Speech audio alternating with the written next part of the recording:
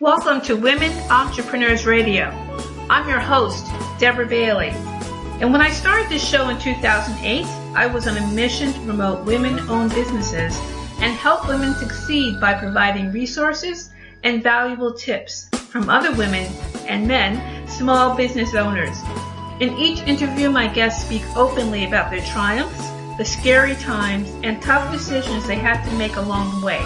Women Entrepreneurs Radio is about showing women how to harness their natural strengths to achieve success on their own terms.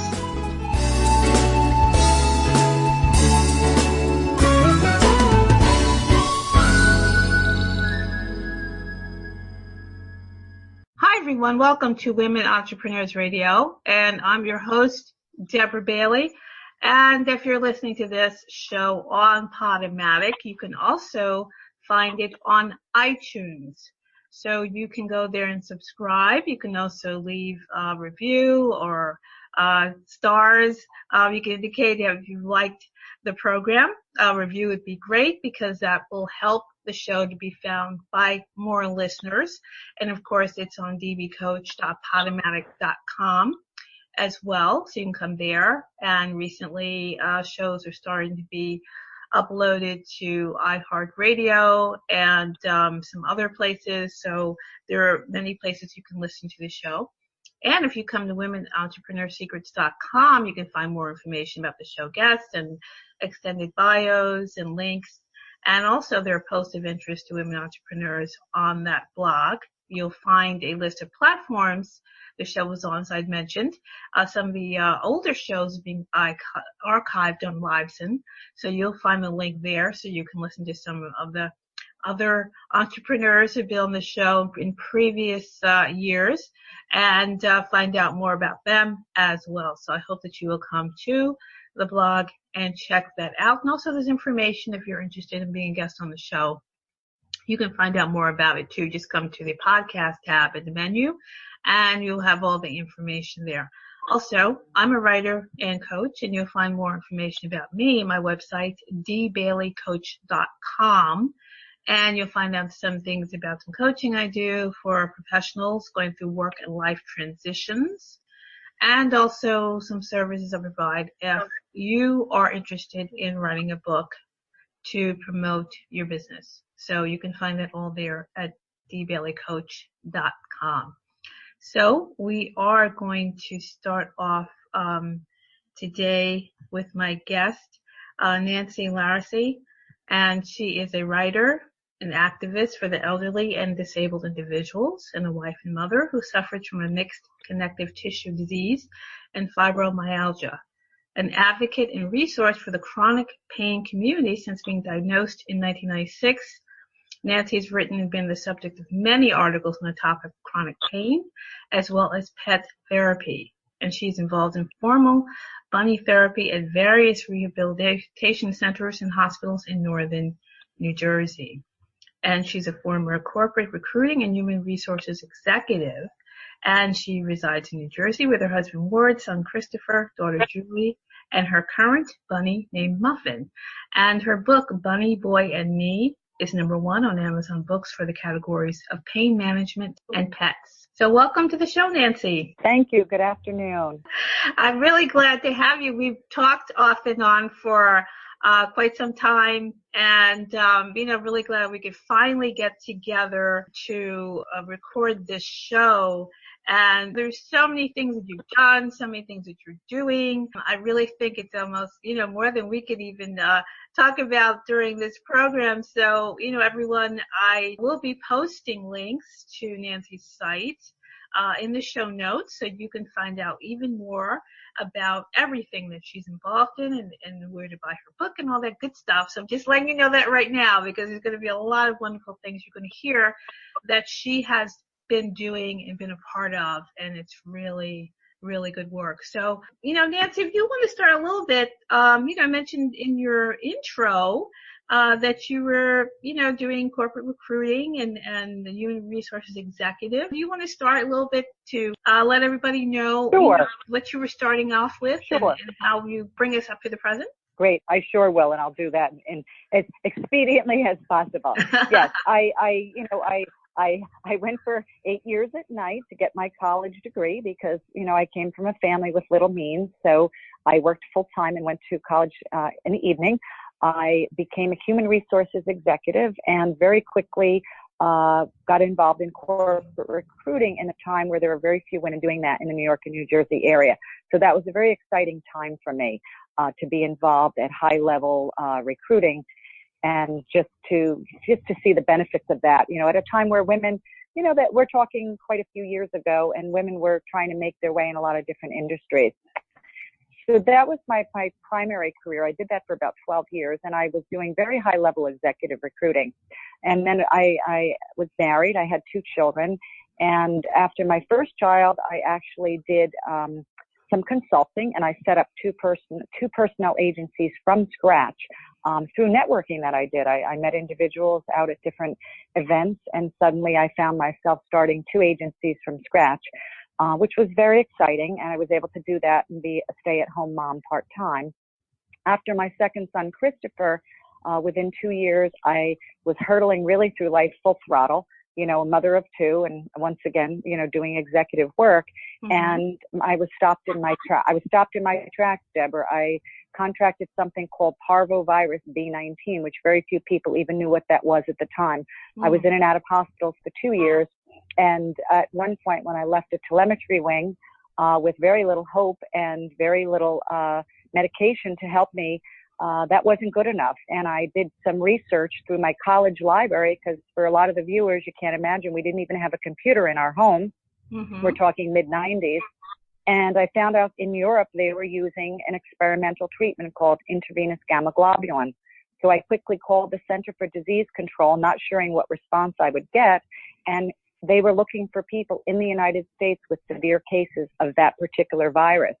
So within a week, I was receiving a blood transfer product, which would have been $10,000 a treatment. I was receiving that for free because they were putting me in a study. And a year later, that treatment was FDA approved in the United States, partially because of my one phone call. So I say to everybody, one voice, your voice matters tremendously. Don't be afraid to use it.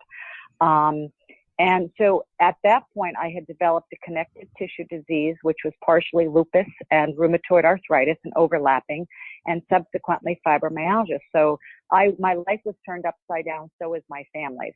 Mm-hmm. I suddenly found myself dealing with chronic pain every day. But my way to deal with everything is sort of to tackle that head on.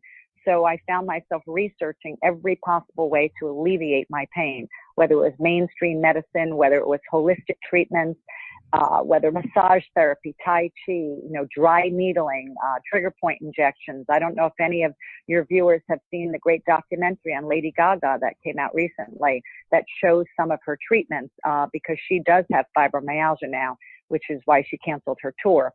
Mm. So it was really a very, very difficult time in my life. And I decided not only that I needed to get involved and find, keep up on research and help with disseminating information about these 2 awful diseases that I felt, ruined my life, at least temporarily.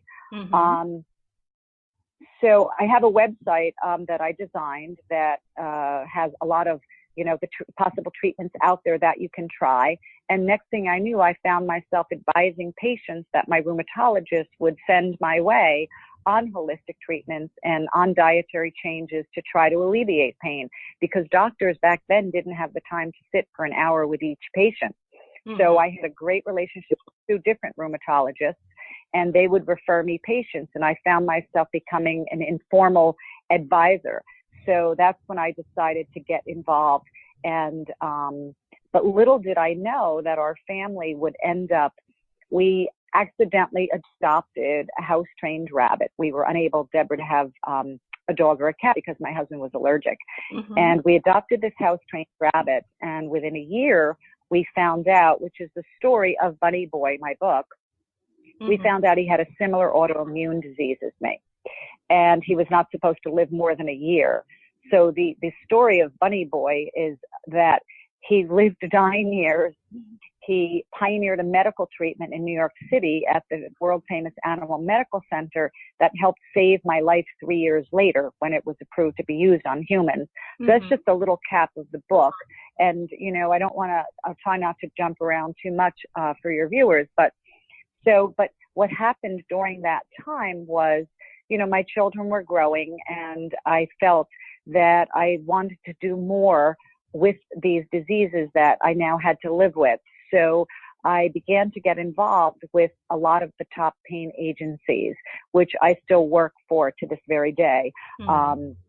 The American Society of Pain Educators is very much involved in educating practitioners. They run something called Pain Week every year in Las Vegas, where over 2,000 practitioners come to share innovative ways of treating pain. So I write for their magazine, Pain View. I've been in their magazine several times. I also do work for the NFMCPA, which is the National Fibromyalgia Chronic Pain Association. They're probably the largest organization in the United States. We are very involved in lobbying for chronic pain patients with regard to the opiate crisis, because chronic pain patients need their opiates, and they are not the ones that end up abusing them.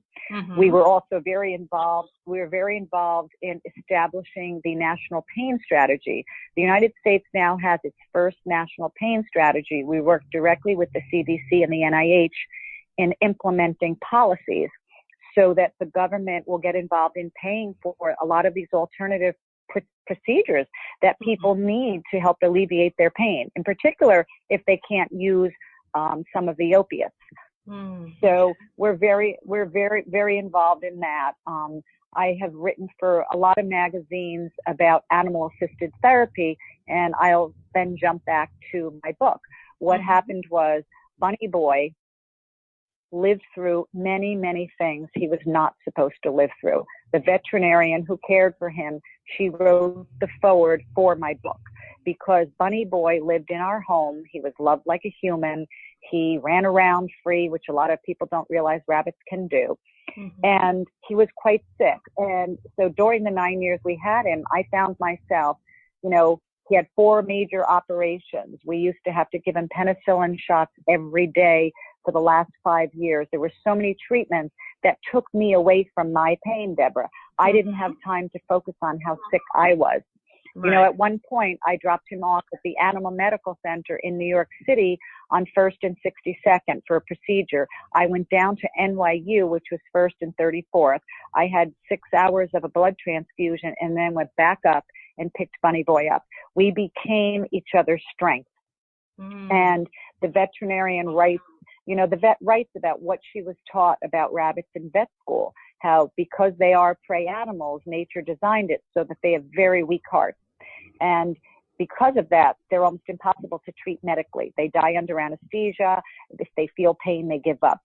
Bunny Boy made it through every procedure, and you know, to the point where he was interviewed. You know, when we took him into New York City, we found out there was a new treatment being done in New York City, and the vet said to me, you know, I just saw it at University of Pennsylvania during my continuing education, but I don't do it yet. But I want you to take him in. I think he's a candidate. And when I took him in, Deborah, the interview he received was something the president would receive. And I kind of chuckle about it in my book. And I say, in all the years I was sick at that point, probably 8 or 9, not one of my doctors had been so thorough and asked me such pointed questions. But they needed Bunny Boy to live through this treatment because he would be in medical journals if he did. Wow. And of course, he did live through that treatment, and he became a little bit famous. And I chuckle because, you know, I'd go for his post-op things, and in the elevator, residents would come in and say, "Oh, is that Bunny Boy Laracy? We just had a lecture on his medical records." Never any reference to me. Never any reference to me. So you know, I say, figuratively and literally, he helped save my life. You know, we became each other's strength. I mean, I'd come home from a blood transfusion and he would lay in bed with me. He had an uncanny way of knowing when I was very, very sick. And of course, I I knew him like a child, and I took care of him like a child. When, I got a call, I had to be in New York City at 7 a.m. for a treatment for Bunny Boy, and I was up at 5 o'clock, no matter how much joint pain or muscle pain or how sick I felt. I was up and out, like I took care of him like you would take care of a sick child. Mm-hmm. And so our bond grew in sickness and in health, and right. The one underlying theme of the book, as I continue to talk about that a little, is the human animal bond can heal where medicine falters. Mm-hmm. And there's so much research to that. So, which of course led to the next chapter of my life, when toward the end of Bunny Boy's life, my mother was in a rehab center, and she asked me to bring him over. And I really thought, how do I do that? We weren't a certified therapy team. And mm-hmm. she kind of said to me, I'll meet you outside by the gazebo. So I brought Bunny Boy over, and when I saw the dramatic response from, in particular, Alzheimer's patients and the elderly, mm-hmm. one of the nurses came up to me and said, look, you can come here as many times as you'd like to. And they turned a blind eye. Wow. And now rabbits, thankfully, rabbits cannot transmit anything to humans. Mm-hmm. So it's not like a dog where they need to have, vaccines or anything like that. Mm-hmm. So I sort of always had that in the back of my mind. And, and during the end of his life, he died of nothing more than old age, in my arms, like I prayed that he would. Mm-hmm. But he endured many things that a normal rabbit would not. And that's what the vet talks about in the book. Mm-hmm. Very sadly, the veterinarian died about a year after Bunny Boy. She owned Franklin Lakes Animal Hospital in New Jersey, and mm-hmm. she had 4 children under the age of 4, and she died of pancreatic cancer in only 5 weeks. Oh my goodness. The book is actually dedicated to Cheryl Welsh, the doctor of veterinary medicine, mm-hmm. and Bunny Boy. And so as things went on during that period, I found myself even more involved in writing for the chronic pain community. And then I began speaking at different venues mm-hmm. on living with chronic pain and the benefits of animal-assisted therapy, what Bunny Boy had provided for me. Mm-hmm. But then I decided after his passing that I wanted to start my own 501(c)(3) charity and find an organization where I could get involved and be a bunny therapy team. Mm-hmm. And there are not many organizations that do that, but I found a great organization called Bunnies in Baskets out of Oregon. Mm-hmm. And I became the first branch here on the East Coast. And my second rabbit, Muffin, we began to do different events. I started with bringing her to nursing homes just to make sure she had the right temperament. Mm-hmm. Older people tend to be a little calmer than children. And then my first event with children was when I received a call from Sandy Hook, Newtown, Connecticut, about 3 weeks after the massacre. Mm-hmm. I got a call from a director of the Children's Adventure Center, which was on site with Sandy Hook Elementary. They had a flag lot, and literally you could see, they could see each other's building. Mm-hmm. And the nursery school, they had half a day nursery school, Deborah, up there. So she would walk the children from her nursery school up to Sandy Hook Elementary, either in the morning or in the afternoon, the reverse. So she had taught all 20 children that were murdered. She had mm-hmm. walked 7 of them up that driveway that morning. Mm-hmm. So they were hurting tremendously because their school was still open. So I had not done a therapy program before. And I literally went around to all of, the local area looking for donations to bring with me. I went to my library and quickly tried to find a few bunny books that dealt with emotion, that dealt with pain or fear, things that these children were experiencing. And I found wonderful books. And my library said to me, why all the bunny books? The next thing I knew, when I told them, they said, look, if you come back in a couple of hours, we'll design a craft for you for the children to do. And if any of your viewers remember, back then the theme was, we love you, Sandy Hook. And they received thousands and thousands of hearts from all over the world. Mm-hmm. So we designed a craft with a big foam bunny, with a big heart, and So I ran to, a craft store and bought all sorts of fun things to go with it. And up I went, and not knowing what to expect. And it was really very surreal, to drive past the firehouse and walk into the school where the director was probably as traumatized as the children. Mm-hmm. She showed me where she was in lockdown for hours with these 3 and 4-year-olds, and how fearful she was when parents were banging on her door asking if their children were in there, and she couldn't answer the door. Mm-hmm. So after about an hour and a half of working with the children, she asked if we could stay the whole day. She said, "This is the first time I've seen the children or my staff smile." Wow. And several of these children were siblings Mm-hmm. of the children that were no longer alive. Mm-hmm. So then everything sort of spread from there, networking once again. My library said to me, "Gee, we know the president of Camp Dream Street, which is a wonderful camp. It's once a summer for a week for the tri-state area. Children who have cancer can come for free."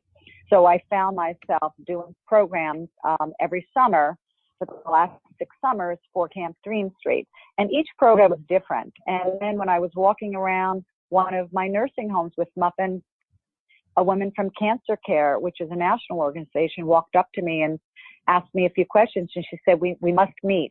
And next thing, I found myself meeting with the director of Cancer Care for the tri-state area. And we designed a program. It was a Dude Ranch weekend at the Malibu Dude Ranch out in Pennsylvania, in Milford, Pennsylvania. And I've done that event for the last 6 years as well. And those children have lost a parent to cancer. Mm-hmm. So each family gets a cabin and they come out for the weekend. And I worked with the 4 to 7-year-olds, and I found wonderful books, Deborah, by the same author, and they're called, When I Feel Angry, When I Feel Sad, When I Feel Scared. And they're all narrated by bunnies, believe it or not. And so it was, it's amazing what you can do with the internet. So yes. I would buy them, 150 books at a time, and we would autograph them from Muffin with her paw print, and each child would receive a book. But we would work in a group first with the books, and then they asked me to work with each child individually, which would take me, the entire day, because there usually were 30, 35 of them. And I would speak to them about, their feelings about their parent passing away.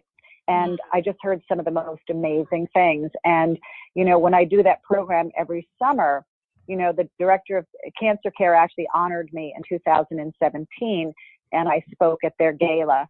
And they asked me to please tell their, the people that attended what some of the children said to Muffin and I. And when they introduced me, the director said, "We have certified grief counselors. We have people with 3 and 4 MSWs in social work, and we can't get the children to speak to us the way Nancy and Muffin can." Wow. The children would just pour. Yeah, the children would pour out their feelings to me, Deborah. I remember one little girl in particular. I said, "What do you do when you feel so sad and afraid without mommy?" And she said, "I crawl on the shelf of the coffee table in the living room, and I think there'd be room for Muffin."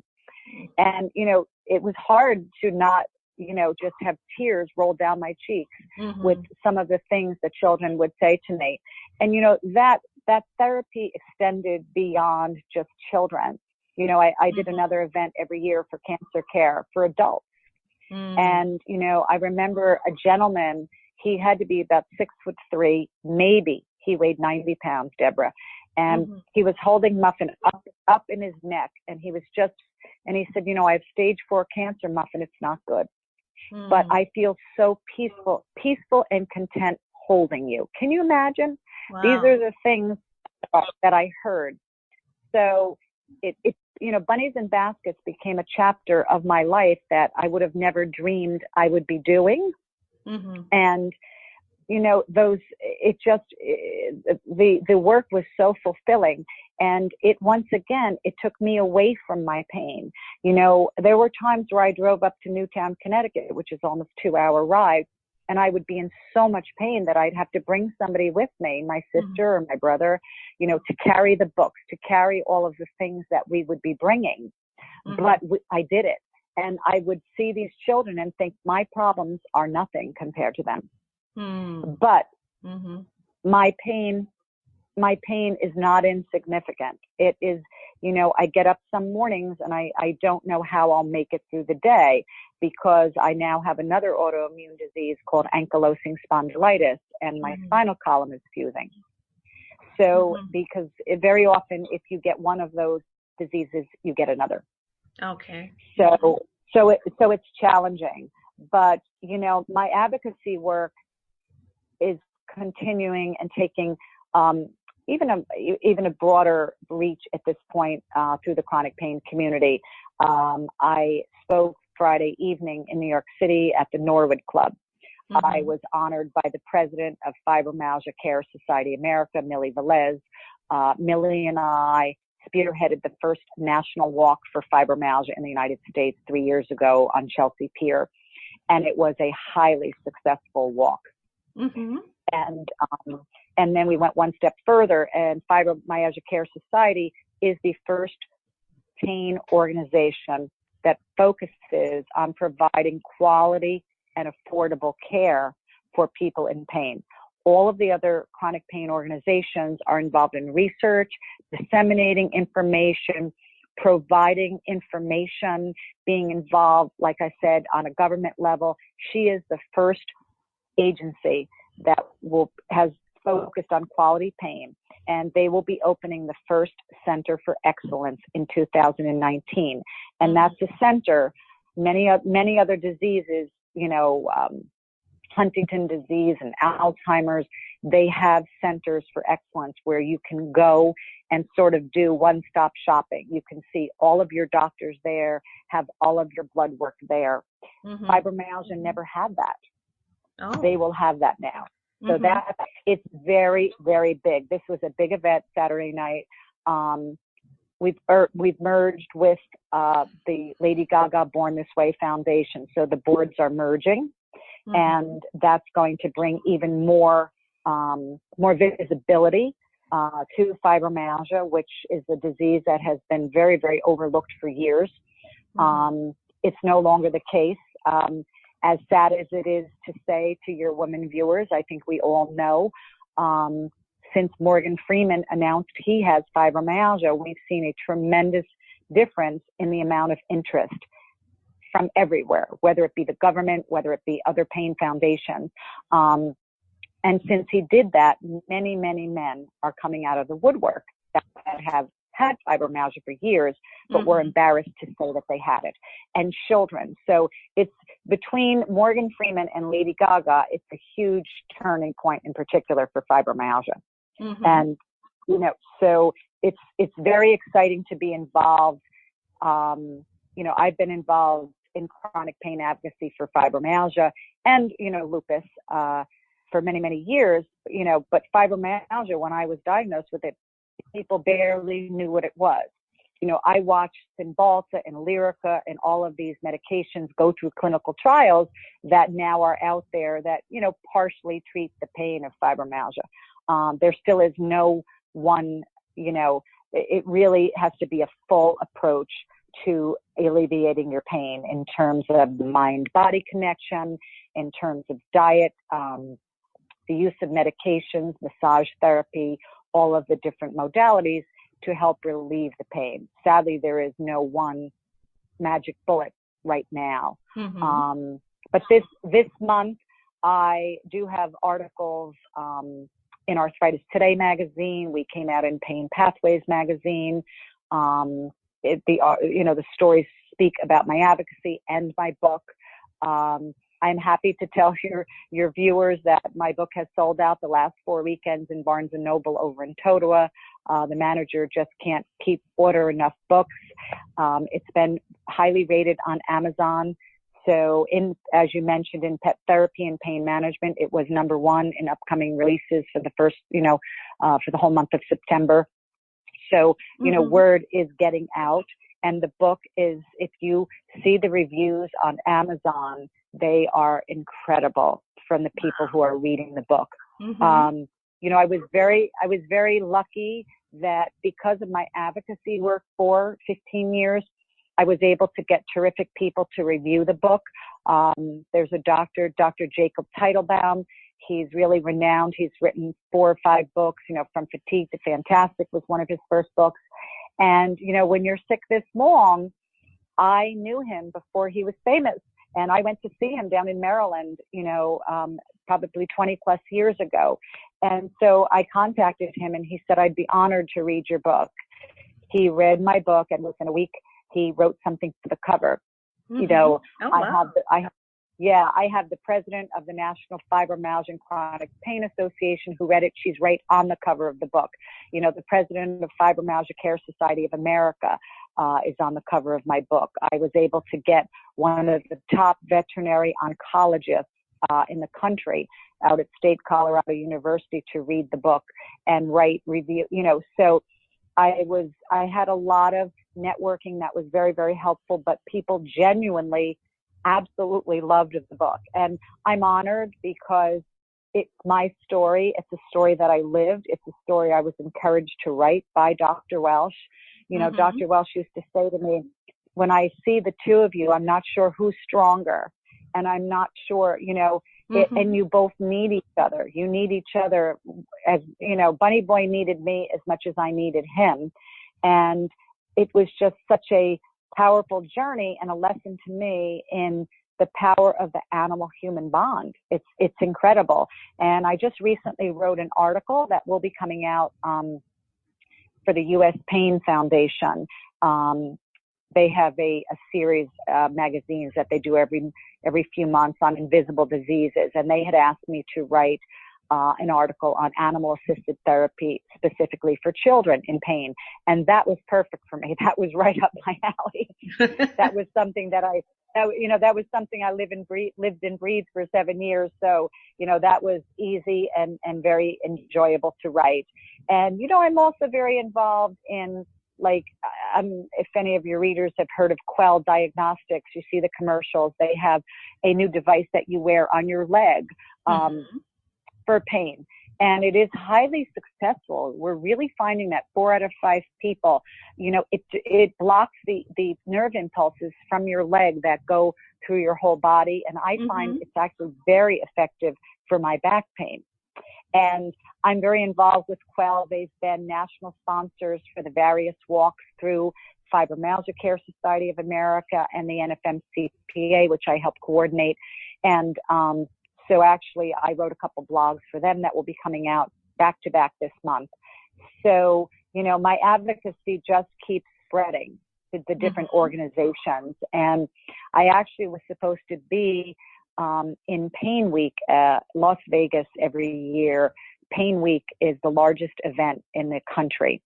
And about 3,000 practitioners, doctors, physicians come from all over, and they share innovative ways to treat chronic pain. And I was actually supposed to be there doing a book signing September 4th and 5th, and I ended up having emergency surgery, and I had to miss that advocacy event, but I'm sure I'll be there next year. But I find myself getting requests every day, either through my website, although my website at the moment is not as current as it had been, just because I have so many articles that I've got to get posted on it, but through my email, through, I'm actually going to be, Dela Cruz from Channel 12, New Jersey, just contacted me that she wants to feature my book. I was on Channel 12 actually 2 weekends back to back in September when it was first released. And so every time I seem to open an email, there's another request, because the story of my book is just inspiring so many. When I read the reviews on Amazon, I want to cry. I mean, one gentleman said, I'm 65 years old and I usually am reading 3 and 4 books at a time. And I had to put them all down to read Bunny Boy and Me. And, people are saying the book is real. You can feel the love between them. You can feel the fight that they go through. You can feel what it's like for this, darling family to rally around this rabbit. It was this rabbit being so sick that really brought our family all back together when we were turned upside down by mom getting sick when the children were 2 and 5 years old. That was a very difficult time. And little did we know that this rabbit, who ended up being sicker than me, but equally as strong, would bring our family all back together as we rallied around him to take care of him and bandage his paws and give him his penicillin shots and do all the things that we needed to keep him alive and to give him such a quality of life. So it's been a tremendous journey and in many ways a magical journey. And if anyone had asked me 20 years ago what I would be doing now, I would have never guessed. And so I say to people, I think two resounding things that we need to remember is, number one, our voice does matter. Number two, networking and just getting to know the people around you and leaving yourself open to opportunities, because you'll see them. They'll come your way. You don't necessarily always have to look for them, but you just have to leave yourself open to them. And, I didn't know the first thing about starting my own charity. And it was just something that I decided I wanted to do. And when you reach out, you'd be surprised, especially I have found, Deborah, when it comes to anything with children, people are just so willing. I had vendors that would make me chocolate bunny lollipops for every event and wouldn't charge me a thing. Wow. All I had to do is to say, this is for sick children. And, Barnes and Noble was so good to me. I mean, I can't say enough about Barnes and Noble. They would give me the books at a really steep discount, and so it's very nice for me actually to be able to reciprocate with Barnes and Noble and be in their stores and, to do book signings there. And, they're actually going to be having a grand opening of one in Hackensack, which I will probably be at. But even doing my book signing, the people I'm meeting are simply incredible, because when they stop and talk to you about your book, they have a story. I have met so many families that either had a sick child or, they're sick themselves. And, women will just hug me and say, oh my God, I have lupus, I have fibromyalgia. Thank you.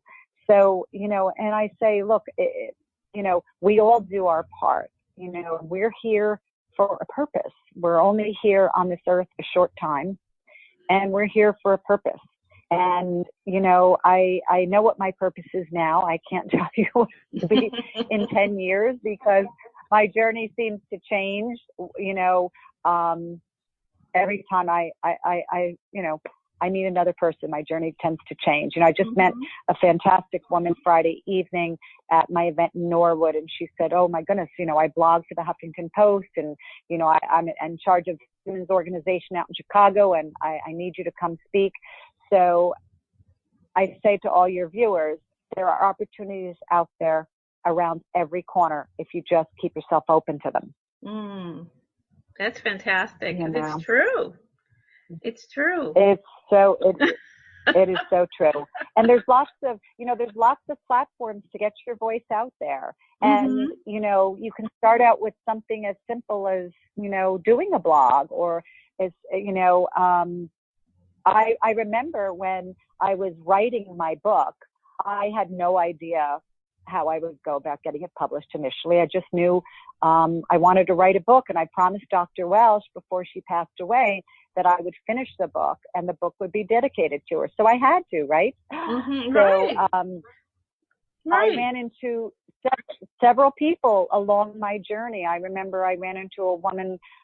She was one of the editors at Penguin Books, and she lived in town. And she said, here's one of the first things you need to. But I mean, this is going way back, Deborah, probably 10 years ago, when I started writing it. And she said, as a first-time author, you need a platform. I said, okay, what's the platform?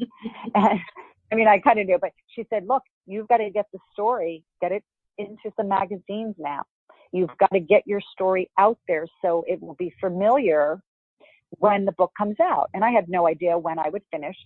So I literally was, getting a manicure and just talking about my book. And next thing I knew, the woman next to me said, hey, like, my best friend is the president of the American Society of Pain Educators. And next thing I knew, I was in Montclair having lunch with the president of the American Society of Pain Educators, Deborah Weiner, who I work with to this day.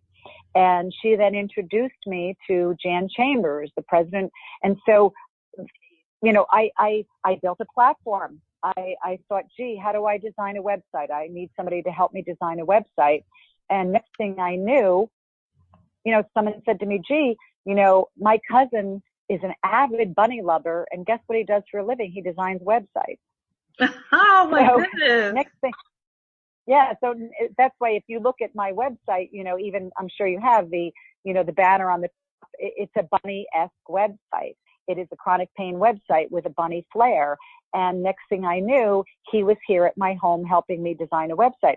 And that was some very, very important information that she gave me that then I worked on in the 9 years that I was writing the book, because I had been doing advocacy work, but I really focused and started getting into different magazines.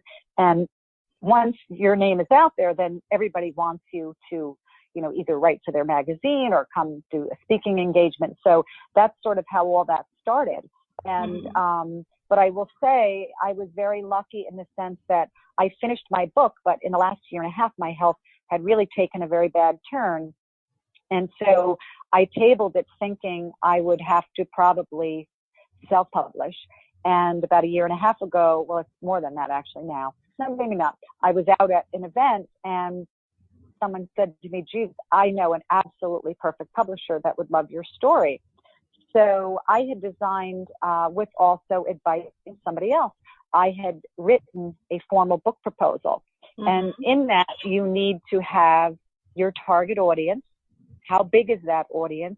How do you plan to reach your audience?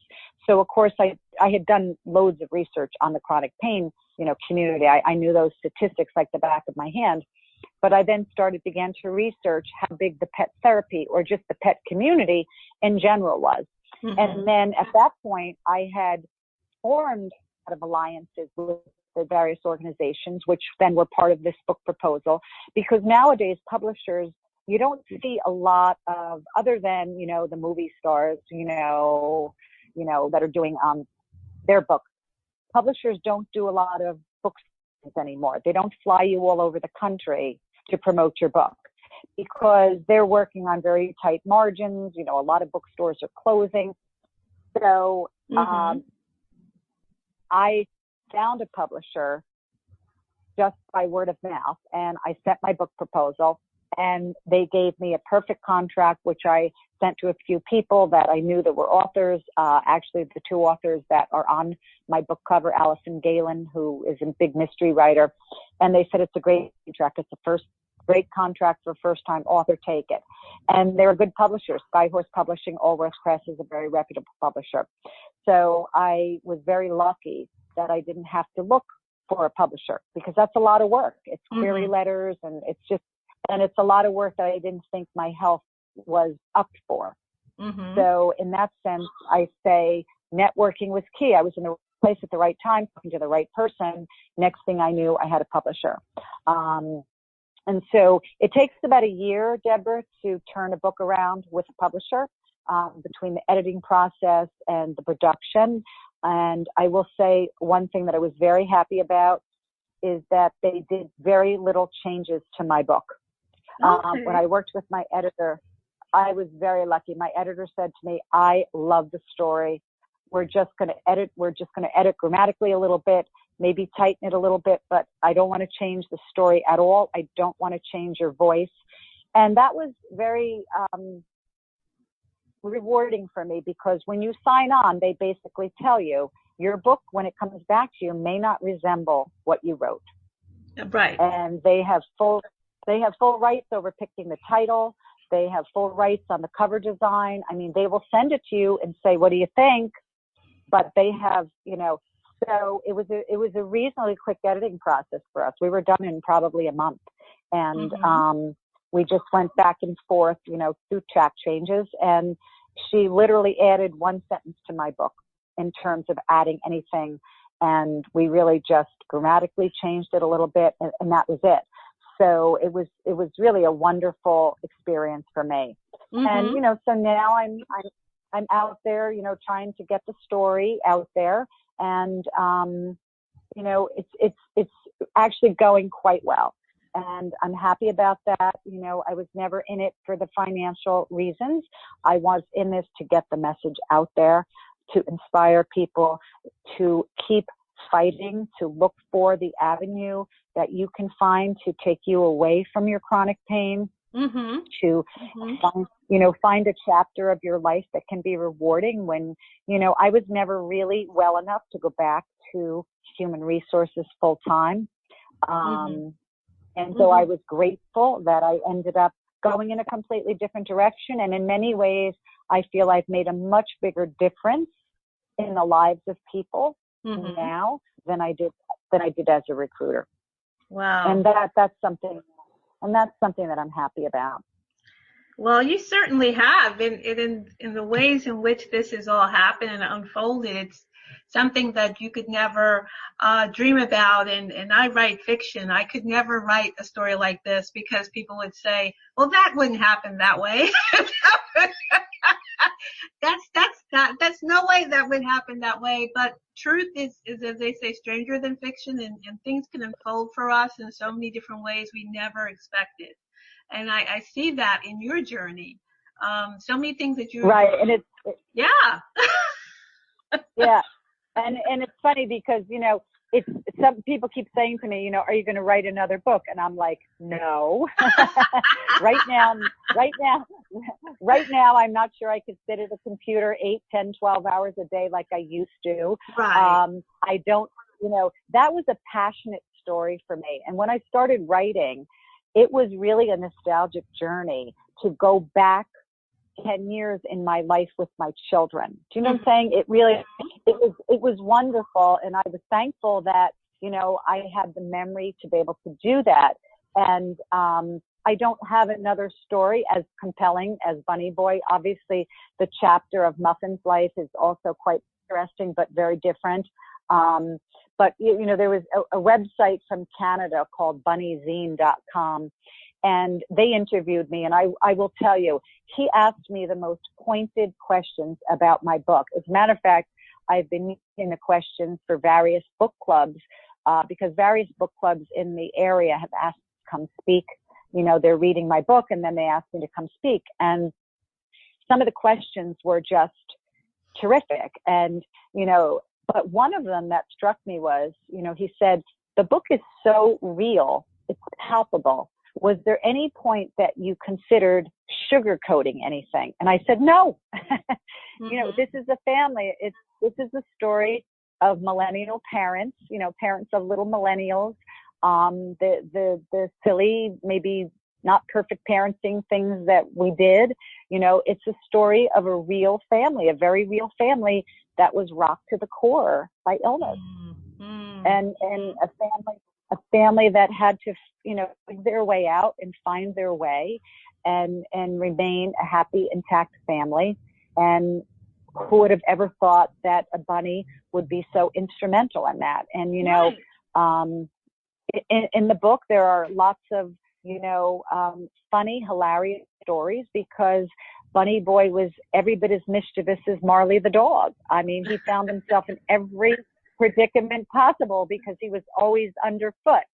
So, you know, there are funny stories. And, you know, one woman actually reviewed the book and she says, I gulped this down on a 6-hour train ride. She must be a fast reader.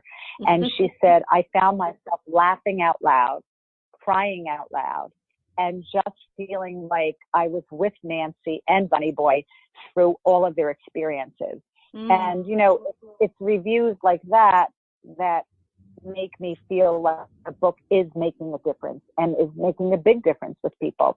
And, you know, I can only hope that, you know, it is selling well now. And I said, you know, I'm not in it for financial gain. Most of the money is going to go to charity, probably.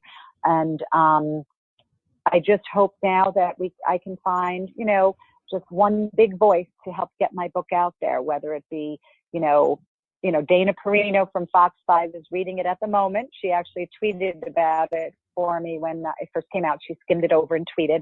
You know, I'm just hoping that maybe one big celebrity will read my book and say, wow, this is great. You know, I think Marley and Me was a wonderful book about a family. It really wasn't just a story of a dog.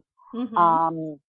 And it was made into a movie. And, you know, Bunny Boy and Me has all of those components, but it has the medical components, and it has, you know, recently one thing that meant a lot to me was one of the top partners at McCarter in English, which is a 1,000-man law firm in Newark here, read my book, which I never expected. And he went so far as to send me a handwritten note. And he said, there is just an underlying message in this book that gave me such a sense of calm when I read it. Wow. He said, it brought me to tears more than any other book that I read. And it brought me to a feeling of such joy that there was always a therapy around the corner for you and for Bunny Boy. And, you know, he used those words, a sense of calm. And I thought, you know, that meant a lot to me because it's a story for everybody. It's a story, you know, anyone from probably 4th grade on could read the book if they'd like to. It's a great story. I'm finding, you know, people came to Barnes & Noble yesterday that bought the book last week and said, I want 4 as Christmas gifts for my millennial grandchildren.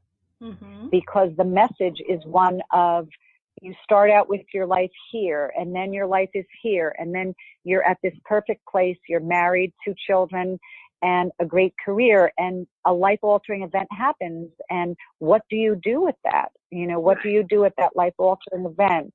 And how do you not let that define the rest of your life? And that's what the book is all about. And it really is a message for anybody. It isn't just a message for chronic pain sufferers or chronic disease people. And, you know, it's a very upbeat book. I really, you know, the editor said to me, you know, do you want to focus on the chronic pain a little more? And I said, you know, I don't. I will add a few things in because, you know, for knowledge purposes, and they were in there anyway, but I didn't want this to be a downer of a book. Right. About chronic pain.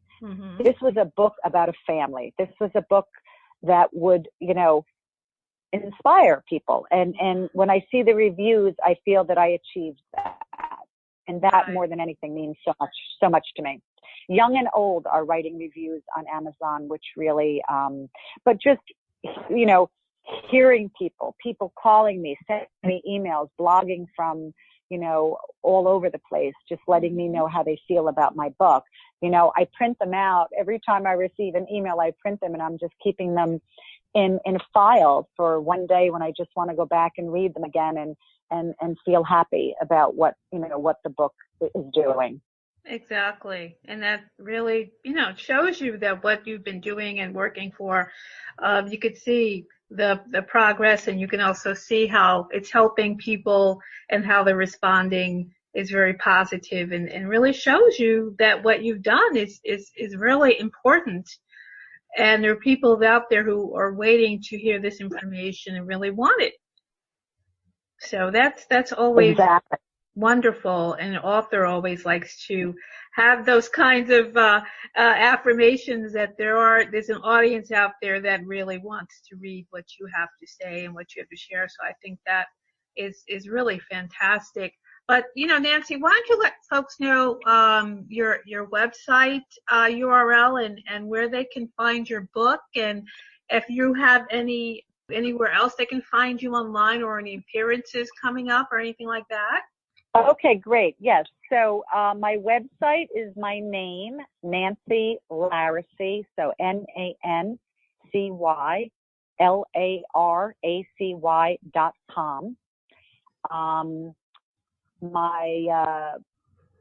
A lot of the articles are on the media page, but that's going to be updated as soon as most of the articles have come out this month now and are coming out in November. So a lot of the more current articles, but they're within some of the same publications that are on the media page now. You know, we've been in psychology journals. We've been in a lot of different types of magazines, not just pain. And in terms of the book can be purchased.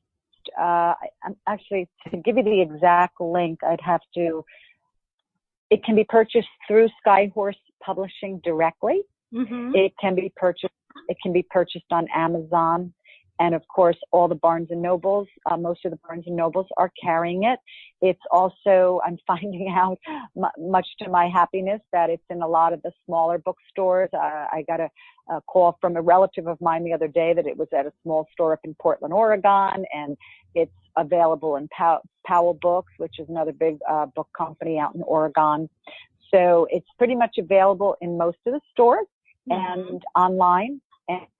And Barnes and Noble online. Also, I believe Walmart is selling the book. At least Walmart online was selling the book. So the accessibility is pretty easy for the book. And I would say to any of your viewers, if you read it and you love it, please review it on Amazon, or Goodreads is another great place to review it. And in terms of, at the moment, I am waiting. I have a television segment coming up later in December, and I'm waiting on a few other speaking engagements. This is a quiet time. September is the biggest time, and May is are the two big months for chronic pain. September is chronic pain month all over the country, so that's why we had a couple speaking engagements in September, and then I spoke Friday night for Fibromyalgia Care Society of America. I do have a webinar coming up next month for U.S. Pain Foundation. I could always get back to you with the date on that. We're still working on that. And I will be blogging for the Huffington Post very shortly. And you can pretty much find me if you Google me. You'll also find most of my articles and a lot of websites that have featured us. We've been on the Small Animal Channel website, and Petcha.com, and a lot of the other animal assisted therapy. Believe it or not, there's a lot of information available. If there are a lot of bunny lovers in your audience, I'm surprised there are bun festivals. I was supposed to actually be at a bun festival in Ohio next weekend for 2,000 people. And I was going to be speaking, and it had to be canceled because a rare outbreak of a fatal disease for bunnies, believe it or not. Oh my goodness. So, that big, yeah, no. And so that's a very big, that was probably 2,000 people. I will probably be involved in a large bun festival down in Philadelphia in the spring. And, I continue to write and be very involved in the chronic pain community. We just have something going all the time in the chronic pain community because I write for all of the different ones. I'm probably going to be doing a webinar for Jan Chambers, the president of National Fibromyalgia and Chronic Pain Association, within the next 3 weeks.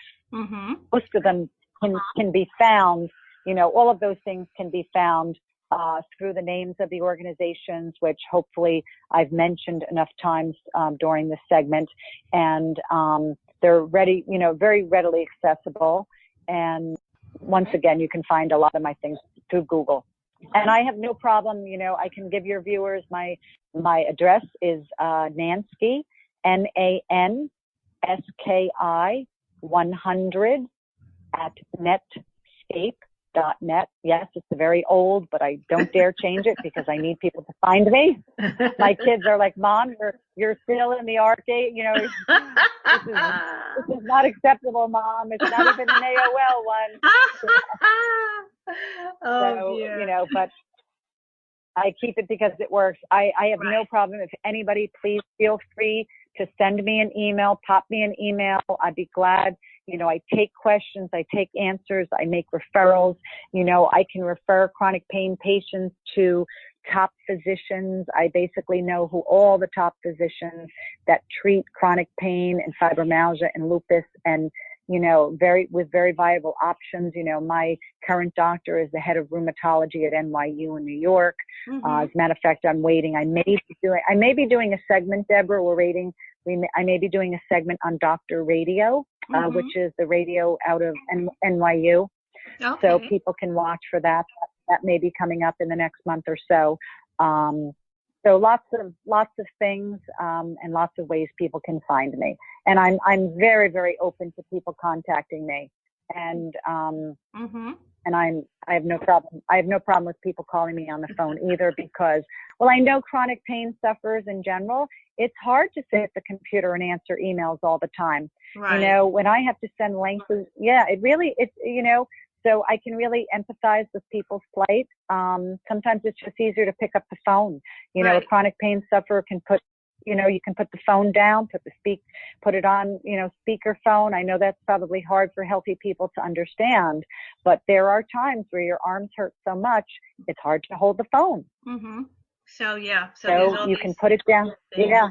Are more convenient and easier for people to use than a lot of these other things that we don't realize. Yeah. It's not easy for everyone to do. Yeah. So yeah.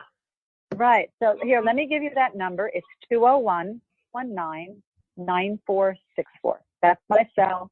I'll answer it pretty much any time. And because I know a lot of times chronic pain sufferers just, you know, maybe they come out of the doctor and something just didn't go exactly as well as they wanted and they need information. You know, I'm always here with, you know, I at this point, from being sick for 25 years, I am a wealth of information, whether I wanted to be or not. Well, I'm really glad that you could share so much, because I think a lot of people will benefit from this, and listeners who may know other people who they can forward this to or suggest they listen, then they're definitely going to be able to share this and let folks know that they can learn more about, you know, what someone may be going through. So I really appreciate you joining me today, Nancy, because you shared so much, and it's really good stuff, and I'm sure everyone will get something out of this. So I want to thank you again for joining me. Well, I want to thank you. I want to thank you, Deborah, for giving me, you know, this opportunity to share my voice with your readers and to, you know, spreading information. That's what it's all about. You know, I want to thank you so much. And you're welcome. You're and very if there's anything else you need to ask me, feel free, you know, just send me an email. If there's anything your readers request through you, just forward it my way. Great. I certainly will. I think what you shared here is very important and certainly very powerful, and people really need to know how they can help themselves if they're going through something very similar. So everyone, I know that you've enjoyed this show. I know that you can share this with others, and also contact Nancy if you want more information directly from her. And as I mentioned, we'll be sharing her website and you know, bio and everything on the show notes, and also on the womenentrepreneursecrets.com blog. You'll be able to find it there as well, so you can just click through and find out more about Nancy. So I hope that you will do that as well. So once again, it's been Women Entrepreneurs Radio with your host, Deborah Bailey, and I'm really so glad you could join us today. And we will see you again next time.